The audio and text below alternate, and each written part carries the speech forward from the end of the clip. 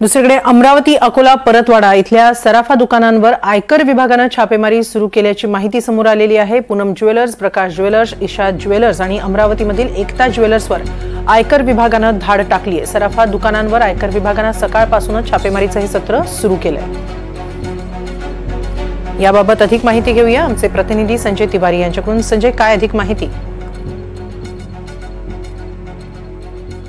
इमानी, जसं आता आपण सांगितलं तर विदर्भातल्या सराफा व्यावसायिकांमध्ये खळबळ माजवून देणारी ही घटना आज घडलेली आहे। सकाळी 5:30 वाजता इन्कम टॅक्स खात्याचे जे सर्च पथक आहे, सर्च टीम्स आहेत, ते अकोला येथील 5 सराफा व्यावसायिक जे विदर्भातील मोठ्या सराफा व्यावसायिकांमध्ये गणले जातात, त्यांच्या व्यावसायिक प्रतिष्ठानांवरती या सर्च टीम्स पोहोचल्या आणि हे सर्च रेड सकाळी 5:30 वाजेपासून सुरू झालेले आहेत। यामध्ये महत्त्वाची नावं जर घ्यायची झाली तर Poonam jewellers, Agarwal jewellers, Isha jewellers, Ekta jewellers अशी सगळी नावं घेता येतील आणि यांचे अमरावती, यवतमाळ आणि परतवाडा या ठिकाणी सुद्धा जे व्यावसायिक प्रतिष्ठानं आहेत तिथे सुद्धा सर्च रेड्स आता सुरू आहेत आणि त्यांना त्यांचे फाईल्स मागवल्या गेल्या आहेत। त्यांचे जे काही सराफा आयटम्स आहेत, सोने, चांदी, प्लॅटिनम, अन्य मौल्यवान धातू, हिरे यांच्या विक्रीबद्दल